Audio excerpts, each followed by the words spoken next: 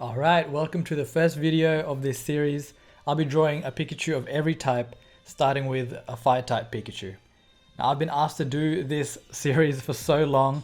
People have been asking for all sorts of different Pokemon in all types. So we're starting off with the most iconic one. Let's do it. Alright, so the features that I wanted to change up were mainly the ears, the cheeks, the tail, and some of the marks around the sides and back. And of course the color of Pikachu as well, as you'll see later on. And I had to be a bit careful with how I do these design changes because Pikachu overall already has quite a simplistic design. So you don't want to go overboard with adding too many details. So I decided to put this flame sort of pattern along its ears to represent the fire. I obviously did not want to make that too fiery either. I just wanted an indication. Those shapes are what I wanted to portray there. And the cheeks, I was contemplating between like lava cheeks or just like small flames coming out of it. But I decided to go with the small flames. I think it just adds a bit more energy to the character.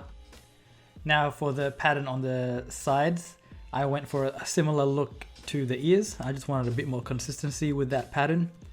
And now for the overall base color, I went for this reddish orange. I was trying to be careful as to not use a color that I might be using for another type later on.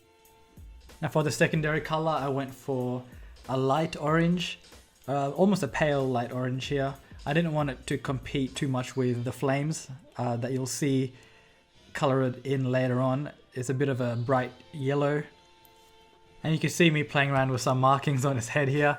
I decided to not include any markings because I felt like it might be a little bit overkill with the design. However, I did like how it looked, so I'll probably share what it looks like after I added some more markings. I did that on a separate layer that I didn't record.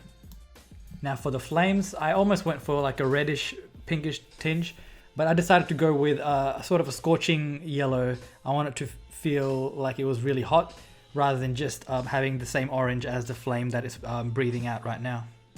Now I know I played it a little bit safe for this design. I think it's because I'm still early on in the series. I feel like with the later designs, especially towards the end, I'm going to be thinking way outside the box because I've already used up so many different kinds of elements. So you'll probably see more ambitious and more adventurous design concepts coming from me with those. Well, I'd hope so anyways. I definitely don't want to play it too safe for all of them. And we're coming up to the end of this now. I'm just adding some highlights here. Some very soft lighting effects, especially from the flame there.